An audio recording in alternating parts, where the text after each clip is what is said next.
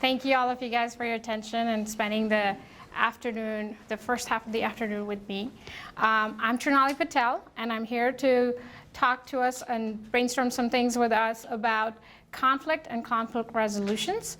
I am not here to talk about conflict with code merges and branches and stuff like that. I learned last night, and I had to take a moment to think about this, that, oh, there are different types of conflicts, and it is not necessarily about the coding aspect. I'm talking about social aspect of conflict, okay?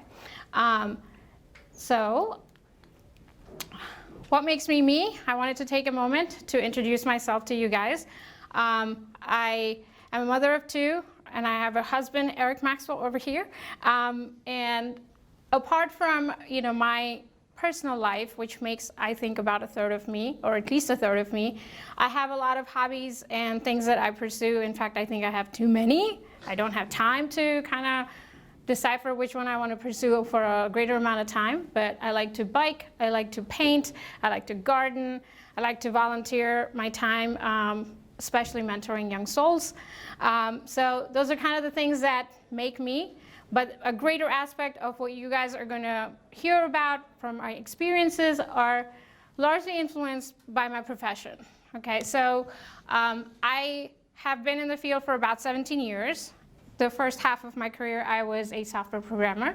And then the later half, about the last 10-ish years or so, I have been a program manager and been doing a lot of leading the teams. And I think in the last 10 years or so, I have learned a few things that I didn't think was was something that I had a niche in. But I think over the time with feedback, I have learned that there is something that I could give back from just my experiences. So thank you for the people who have corralled me and inspired me to speak and contribute to all of you guys. I am a board member at Girl Scouts of Ohio's Heartland. This is one of the aspects where I volunteer and give my time and give back to the community. Currently, I'm working at Scott's Miracle Grow. And here I do program management, where I lead top strategic initiatives. And I have worked in all sorts of departments: supply chain, sales, marketing, IT. I report into IT. But most of the projects that I have don't necessarily have an IT component. They are business-led projects. And I have led teams of people who are factory workers, assembly line workers, or people in the warehouses. And I have worked in teams where these are top CEO or COO initiatives. So I've had a variety of experiences that have kind of helped me shape how I see things a little differently, maybe. And in this, I have had the opportunity, thankfully, to have resolved many, many conflicts. As you can imagine, a lot of diversity of people. Everybody comes in with a different mindset, with a different way of thinking. And so it leads to contentions invariably, and especially when the teams that I lead are highly cross-functional, where people are not even communicating to each other a lot of times. It leads to a lot of conflict, and then it offers me an opportunity to help others. So let's kind of define conflict. It's not necessarily a Webster's definition of conflict, but kind of how do we see conflict, right? So usually when we talk about conflict, it is about two people, right? And can somebody just read out some of these labels that you see over here? Fuss. Disrespect. Resentment. Right. Right? Like that is so much. So if we don't say it, we're definitely thinking it, right? A lot of times. So these are kind of some of the labels that we think of and experience. We've said it to others. Others have said it to us, or this is how we feel in a situation of conflict, right? And conflict is not necessarily just between two people, right? It is also with team members within the team, and then teams of people. Sales team doesn't understand what IT wants. IT doesn't know, what the sales team wants, and that leads to conflict. It is a lot of times driven by communication. So this is my first challenge to you guys, to realize that the conflict, the source of the conflict is actually inside of you. Oftentimes, we think that something has happened externally, and we think they have said something and done something that I don't like, and that is this person or this situation is the source of conflict. But I'm here to kind of help us get to a place where oftentimes we are a pretty large contributor of the conflict. We don't like how a situation is evolving, and it is not evolving to our expectations. So the biggest issue is the mismatch between the situation and our expectations, right? Anytime something is happening that we don't like, or something that we like is not happening, it leads to a conflict internally. And then we add our fuel to the existing situation because we don't like where it is going. So, kind of keep that in mind. Our conversation here today is going to be about how we can work on ourselves, and it will hopefully help you with how you can work with other folks. So it is largely about, because this is who we have control over, we really don't know how other people will react to something, right? So typically, these are our responses to conflict. We see something, and if we are really passionate about it, we engage in it, and that brings in us some fight responses, or we run away because we don't want to engage in the conflict. So what are some typical fight manifestations? We get into, a yelling match. I mean, that's exaggeration, especially in a workplace, but I have witnessed that. So it is not unheard of and not unseen, especially in my world. What happens is, our executive functions basically get hijacked, right? And we just kind of start behaving with the way our brain stem functions, which is just our primitive brain. And this is one way that it manifests. We just start yelling at people because we have something that we have to say, and we must say it now. Or another way is retaliation. Michael Clark talked about this morning, like when we are dealing with jerks, don't get into this situation where you are retaliating or intimidating somebody. Try to come up with a different way, and we will talk about what that way is, how we get there. What are some of the flight responses that we have? We will either cower away and hide, avoid the situation. We just don't want to engage with them. Or we will, just say, like, pretend like, oh, this is okay. I'm fine. I don't want to deal with it. I just want to make you happy. Go away, right? So that is our response to, like, oh, I really just don't want to deal with you, or the situation in general. So all these are basically nothing but our mental conditioning. And our response to this conflict is generally directly proportional to our attachment to the outcomes of that conflict. Does that make sense? So we are so attached to the outcomes, and how attached we are to the outcome, that will direct how we respond to that conflict. To get a little bit more understanding, a little bit more in-depth understanding of how the spectrum kind of works, let's kind of look at how this manifests. So this is something called the Thomas Kilburn instrument. It is usually a test that is given to teams of people, and then what they do is they kind of understand what the general predisposition of the people are, right? So are you more conflict avoidant? Are you more aggressive in conflict? That sort of stuff. But what I'm doing is I'm borrowing that concept from them, and I want to develop a little bit on it, and I'm challenging us to think that we are in any of these modes that we will discuss. At any time during the day or at any phase during our life, depending on, again, how attached we are to the outcome of the conflict, okay?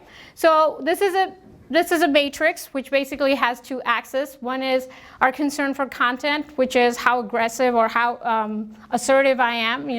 I really know the facts and I'm going to speak my truth. And the other axis is, I really care for this relationship and I want to do everything to maintain this relationship and grow this relationship. So the first thing we're going to talk about are our flight responses, where we have, a withdrawn case where you kind of run away and you really just don't want to engage. And here you can see that I'm not assertive, and I really don't care about the relationship as much. I just want to be in a corner and not engage at all.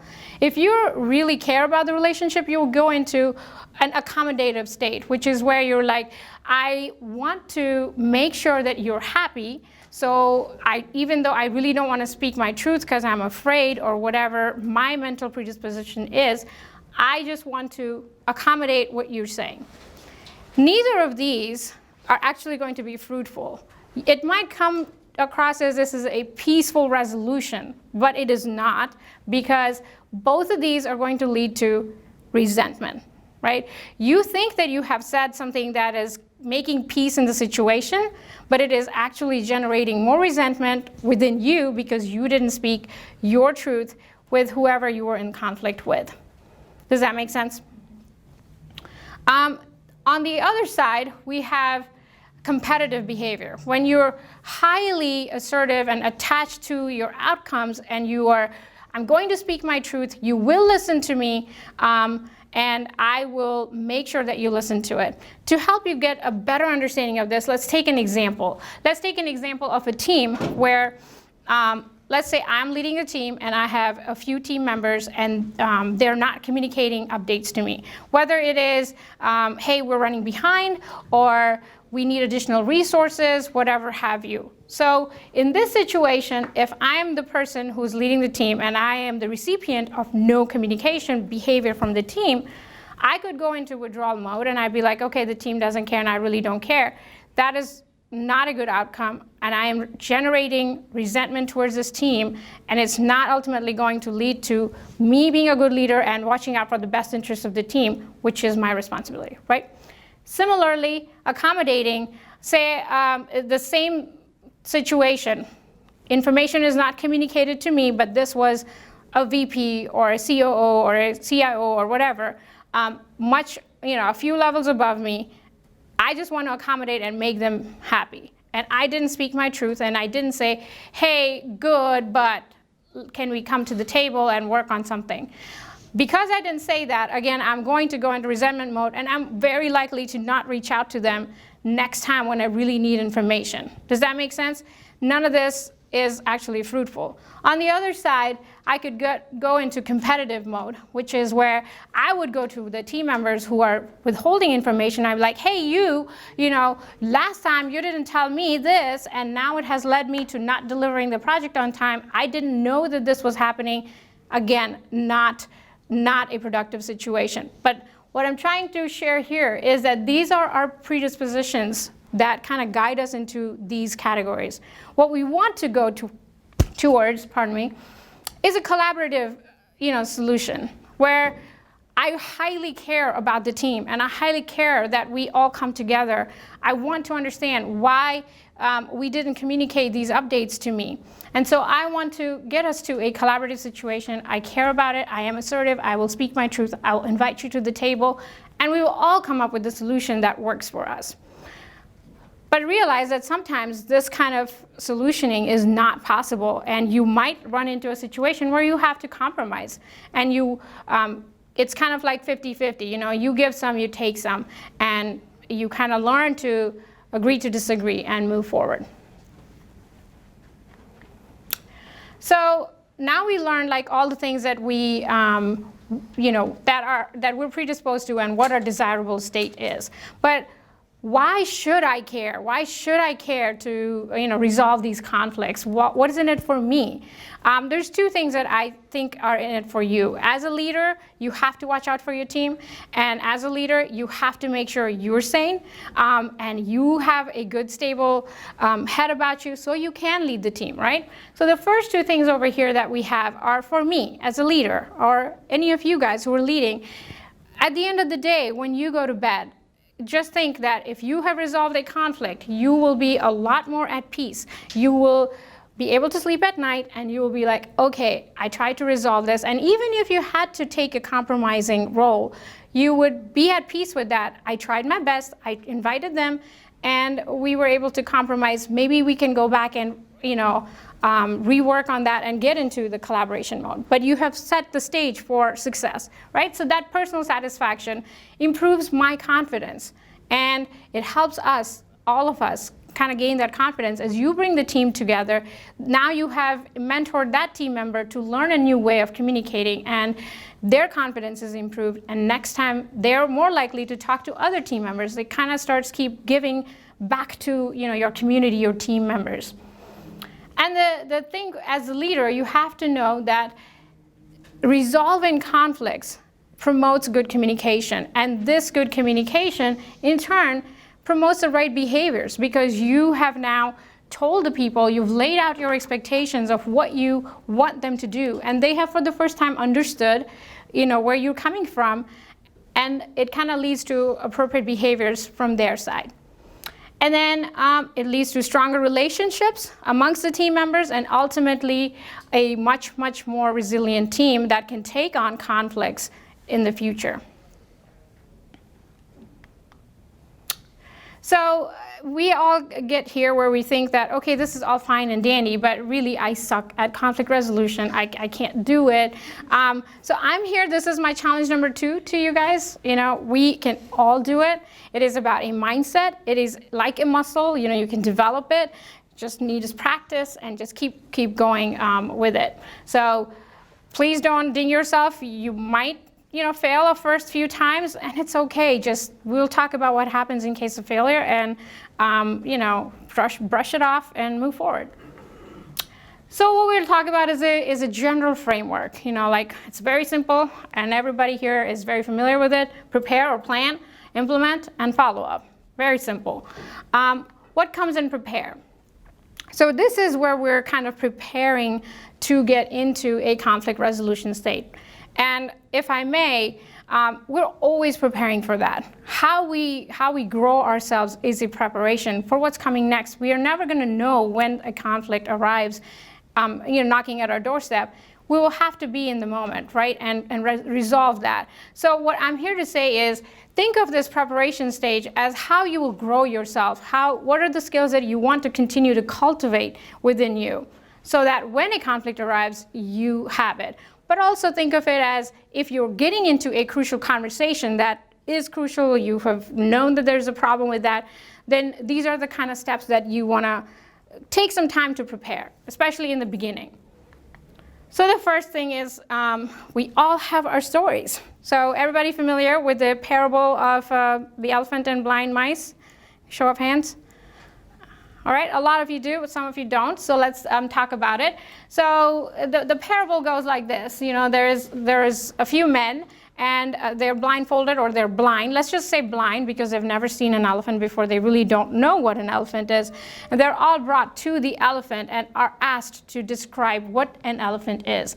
Now, imagine if you're blind, have never seen anything ever in your life, and somebody asks you, what is the color black? How would you describe that? You've never seen it, so you don't have any context of really knowing. But so the color is a little more abstract. Bringing you back to the elephant, a person gets stood right next to the leg of the elephant, and the only thing he touches is like his leg, and he's asked to describe what is the elephant, and he yells out, "It's a tree." The next one, who has a trunk says, "It's a snake, you idiot." And the other one who has tusks is like, "Oh, it's a spear. You are both wrong." And so on and so forth. It kind of keeps going. But the thing that I want to make us get to is, everybody is telling the truth, right? They are right from their vantage point, from what they see, from what they can feel. It is a tree. It is a spear, but in the whole thing, we lose what is an elephant.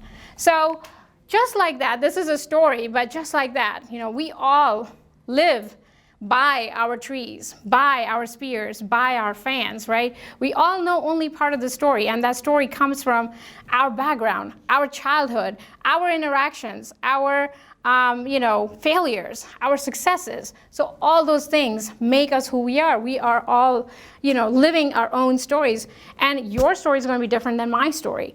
And so when we get into a problem, how we react to those problems are actually going to come from my story.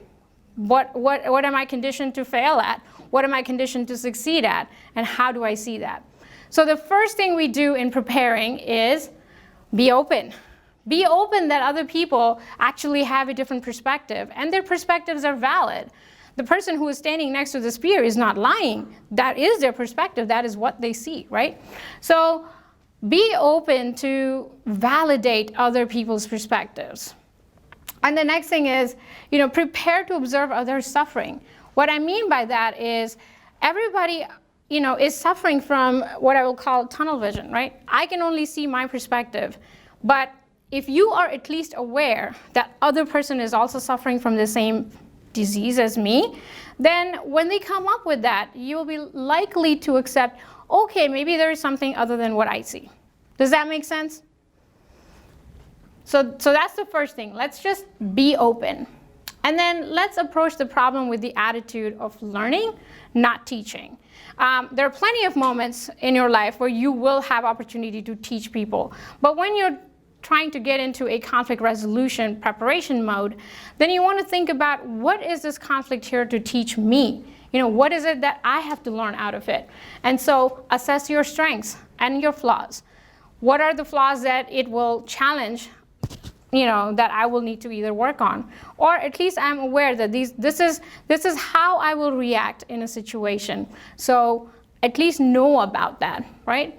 And challenge yourself. I feel like this is something that I talk to the team often. Whenever you push the fault to other people, you feel powerless because you have now said, well, so-and-so didn't do something. What can I can't do anything about it. They didn't do it.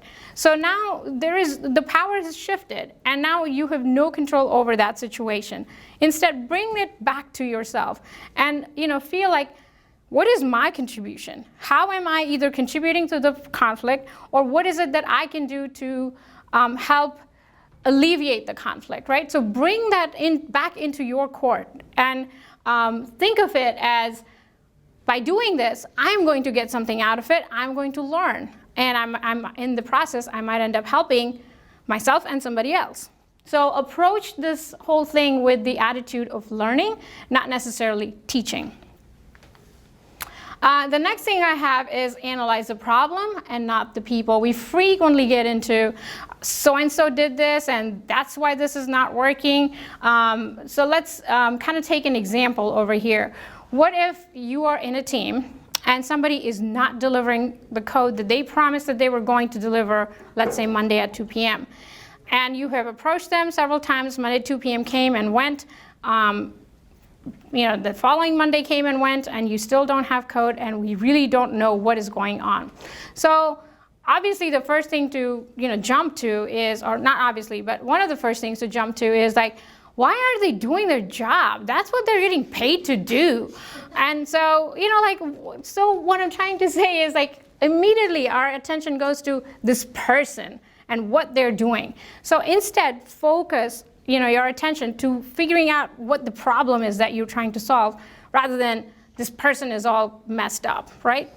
So what is the first thing you want to do? Observe the symptoms. This person is, either, say for example, he's not delivering code, so his quality of work is really bad, or he has bad work ethics. These are all just symptoms of what is actually happening, right? It's just symptom. So observe the symptom, just observe. Don't make any deductions and inferences out of it. Just make the observations of what is happening. And then next, understand the actual conflict. What is happening? What is the outcome? Because they didn't deliver the code on time, now we are having issues, communicating to our stakeholders, like, hey, I can't, turn the code in because it's not ready, or we haven't tested it, whatever it is. So that is the outcome of the conflict, of the symptom. And the next thing you want to do is analyze the cause of conflict. This is the most important thing, and this is where we can kind of spend some time understanding, why is this person not turning the code in? Is it that normally they turn the code in at a decent amount of time, and this is when suddenly something has happened and they're not turning?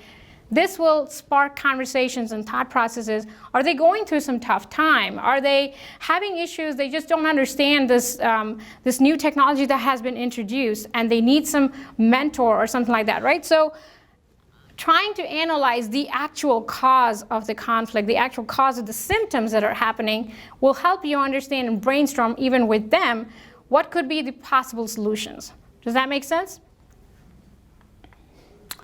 And the next thing is that, again, going back to being open, prepare to acknowledge that even though you have come up with this list of things that could possibly be the root cause of them not turning the code in on time, there could be other things that they would say that you have no idea. You know, they might just say that, oh, actually, I have nothing else going on. I just don't like working here anymore. You see what I'm saying? It just could be like a curveball. Like you have no idea that, but acknowledge that that is possible. You will be armed with a little more like, okay, that is how it is, and we will work through that. Maybe I need to motivate why you should stay here, or whatever else. But if you're completely like let your guard down, I have no idea like what's happening, they come and throw a curveball, and you're like, oh, I didn't think of that. So just be prepared. All right, and the most important part here is, set clear goals. And one of the things that is most important here is making sure before you set the goals that these goals are actually for the greater good. Not like how is it going to benefit me? If you turn the code in on time, I'll be able to deliver this, and that's going to make me look good. That's a me-centered goal. I want to make sure you're motivated. You're motivated to. This is going to be a problem.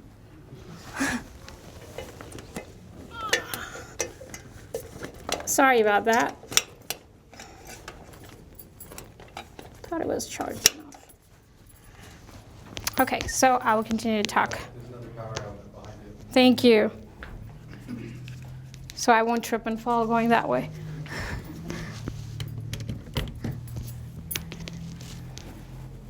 I'm going to have to make a choice. All right. That should work. Okay, so set clear goals. Think big picture. Make sure that when you're thinking about the goals, it is not just about, hey, you turn the code in on time. That should not be your only goal. It should be like, you turn the code in on time, and you're motivated to continue doing that, so that the team benefits from it. So think a little bit broader than just exactly the narrow focus of what you think was causing the conflict. And the next thing is, once you have kind of figured out what your approach is, seek feedback. Seek feedback from somebody who you trust, somebody who is a person of high integrity, somebody who will actually tell you like, hey, okay, this is good, but you should refine it like this, or I don't think this goal is for the greater good. It sounds like it is a me-centric goal. So somebody who will actually be candid with you and tell you what it is, somebody who will be open to brainstorming options with you that you haven't thought of, and somebody who's going to be direct, but in a kind way. So share and seek feedback from a mentor. And lastly, like, how are you really prepared for it? So take a moment to kind of check yourself. Am I open to other perspectives? Have I analyzed the conflict and the source of the conflict? Am I approaching the situation or the conflict situation with an attitude to learn rather than just do it this way? And then have you thought of your goals to be something that everybody can benefit from? So that's your preparation, and definitely seek feedback on your approach to make sure that it is strong. So after we have prepared for it, now it is time to actually implement it. Be authentic and be transparent. This is very important. If you are somebody who likes humor, then go in and play to that. Play your strengths. If you're somebody who actually cannot do justice to humor, then don't do it. That's me. I will not try to be funny because I know I will fall. I'll fall. So I will just stick to the facts. But speak your truth. Make sure you tell them why we're talking about this, because you've scheduled some time with them to talk about it. So make sure that it's worth your time and their time. And you're doing this so you can come together as a team. So make sure you speak your truth and be vulnerable. This is hard, okay? This is hard for all of us to be vulnerable in the moment and to tell them, hey, look, I failed you, or I should have done better, or whatever. But Be vulnerable, because when you do that, people understand that you're a human too, and you're not expecting, you're not a robot, and you're not expecting them to be a robot. So be authentic, be transparent, give them permission to engage. So any of you guys have heard of Vernice Flygirl? So she is the first African-American combat pilot, and she's highly inspiring. She is one who has this phrase, "You have permission to engage," I took from her. And basically what it means is, come to the table ready to work, ready to engage.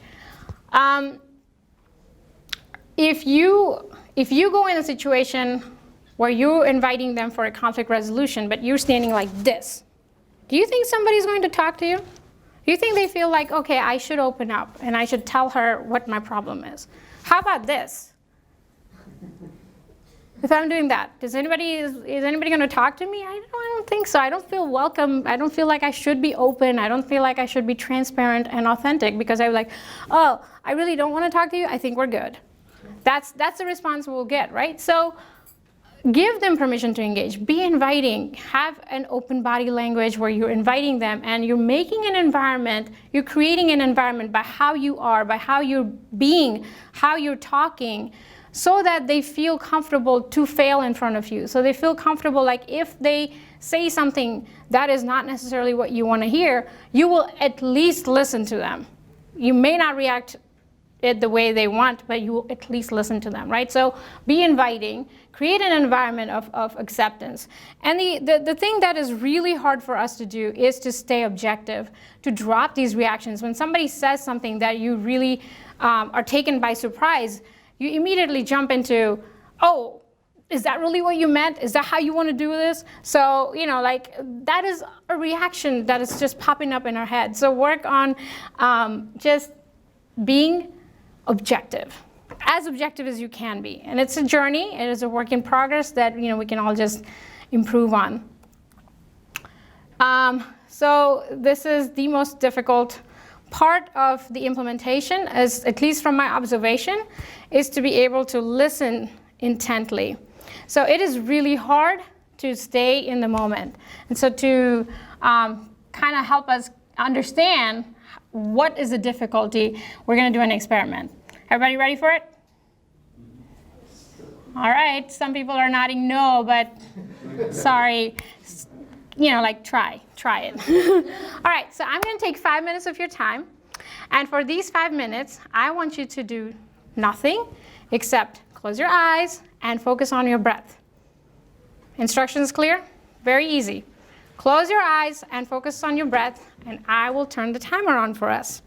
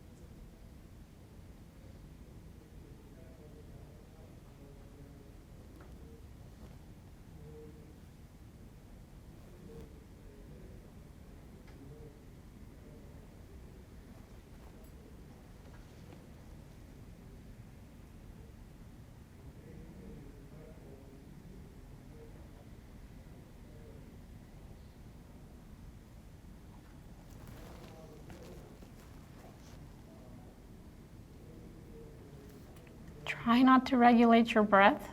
Just focus on as it is.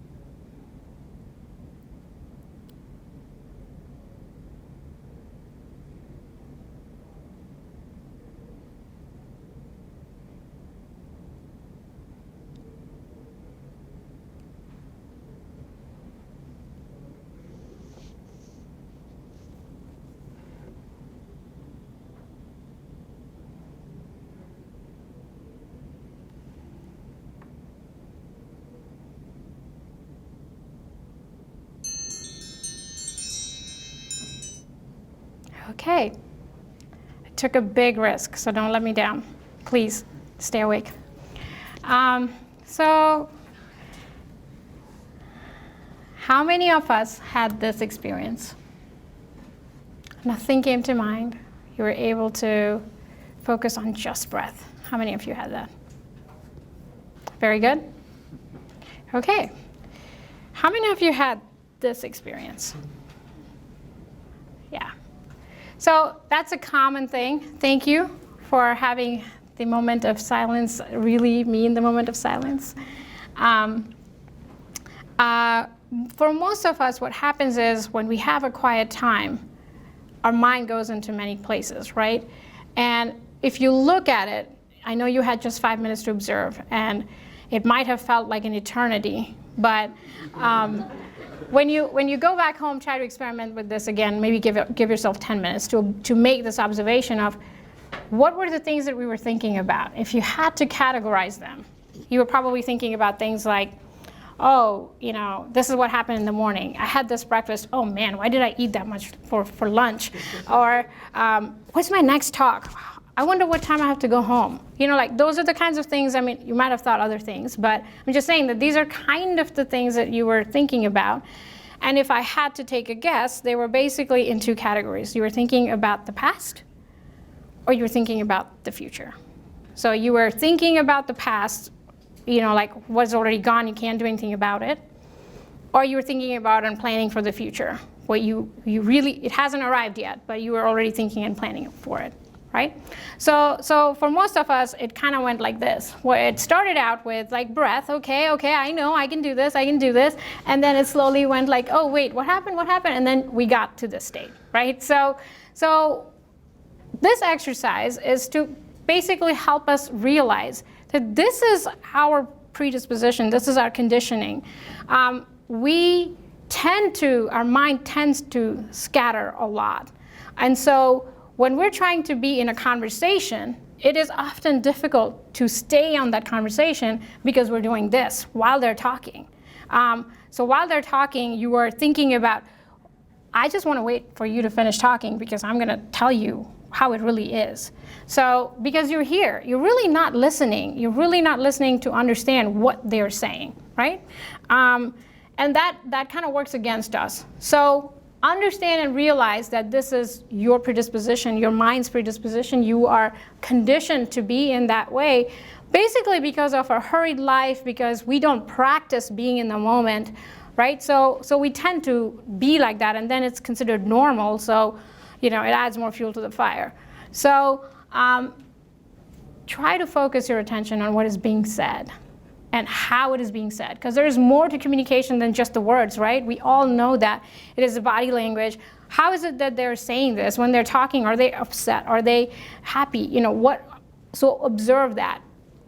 And then the third is learning to practice, listening. There are 2 ways that I have experienced in my life that I can talk to, and one of them is improv. So try improv, try a class where you will learn how to be in the moment, and it's very good. I have lots of other things. I can spend a whole session talking about that. So try improv, and the other thing is try meditation. Again, I could spend a whole session talking about that as well, but this will help us, unravel this mess that we have in our mind and get to, at least for the time being, at least for the next 5 minutes, I will focus on this conversation, okay? So listening is a big topic, and we can spend an entire afternoon talking about it, but these are kind of my takeaways for you guys. Please, understand how good or poor a listener you are and figure out what tools you could use to help yourself. And the next thing I talked about observation, so let's observe and adapt. For example, you're in a situation, you've had a difficult conversation with them. Observe how they're doing it. Definitely observe how you're behaving in that. Are you adding fuel to the fire? Are you making them feel, a certain way that either they're opening up or that they're shutting down? Use how they're responding to what you're saying to adapt, right? So if they're like emotional or crying, I'm sorry, but I just lost somebody in my life. realize that that's a big input and do something with it. Respond with empathy, respond with kindness, and identify the source of the information, of the emotion. Where are they coming from? Why are they emotional? It could be just as simple as, I just didn't realize this, and now you saying this to me is making me realize I need to work on something. And people could get emotional about that, right? So just identify the source of that emotion. If they're aggressive, then this is really hard. If somebody's aggressive, to be compassionate to them when they're aggressive. Remember the story of the elephant. They're most likely aggressive because they have their own story and their own baggage, and it could be simple as they're probably feeling insecure, and so the way they respond to that is by yelling at somebody or by doing something that is not necessarily fair to someone, right? But if you realize that they're coming in with their own baggage, you will be more likely to respond in kindness. So know that that is an option when you're dealing with aggressive behavior. Usually people don't know that, don't remember that. Draw their and your attention to the behavior. Is this really how you want it? I just want to let you know as calmly as you can. I just want to let you know that you're raising your voice, and that is not going to be a productive thing. Is this really how you want? If you're just calm and matter of fact, just draw attention rather than this is how it's making me feel right now and la la la, adding more to the story. If you do that, it might be as simple as like, okay, I didn't realize that. Yes, you're right. Let's get back to the talk. And then focus on positive outcome. So just continue to work with that. And this is also possible, which you will get to more and more, when they will behave neutrally to that. They're receiving your thoughts, your ideas, and they're contributing. And if you get to that, when you get to that, be ready to brainstorm for these positive outcomes with them. And the last thing is develop the resolution plan. Align with them on the desired outcomes. You came in when you set your own plan, right? If you'd given them a heads up, they might have come into the conversation with their goal.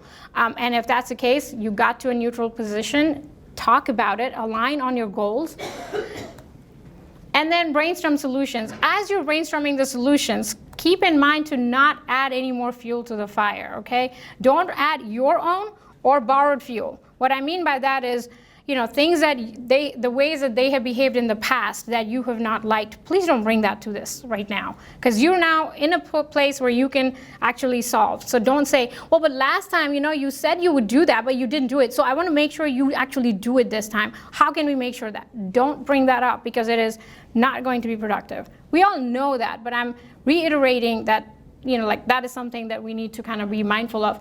And don't bring in borrowed fuel. So-and-so said you did this, so I want to make sure that, don't bring that to the conversation. You are not firsthand, you didn't get that information firsthand, don't bring it in.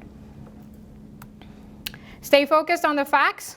We've kind of talked about that, like bring in what is actually happening, and how can we actually, resolve this conflict, and stay engaged.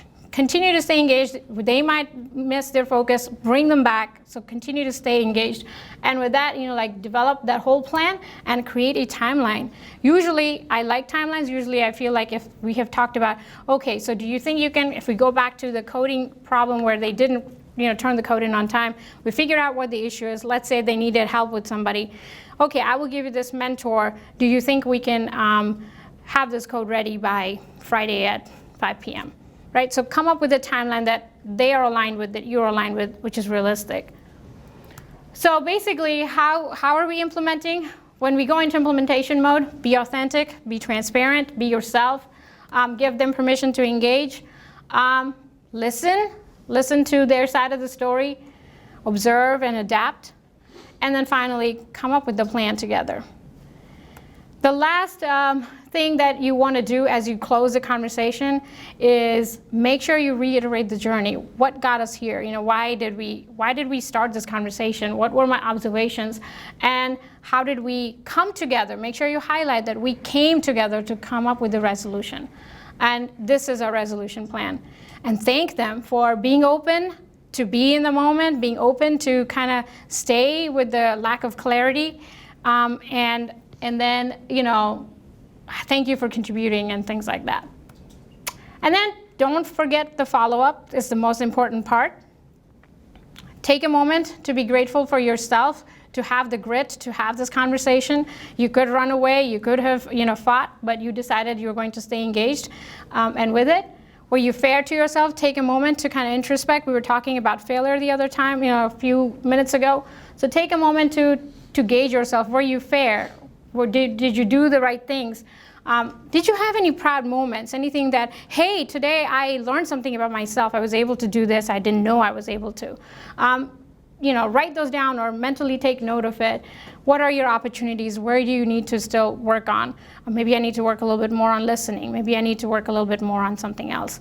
And then finally, what are your personal action items that you want to take, right?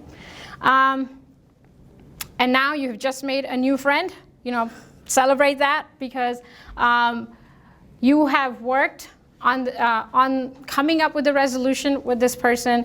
You have so take this time to kind of reach out to them and say, hey, did you get anything out of this? Here's what I learned. Share what is relevant to them and then that situation.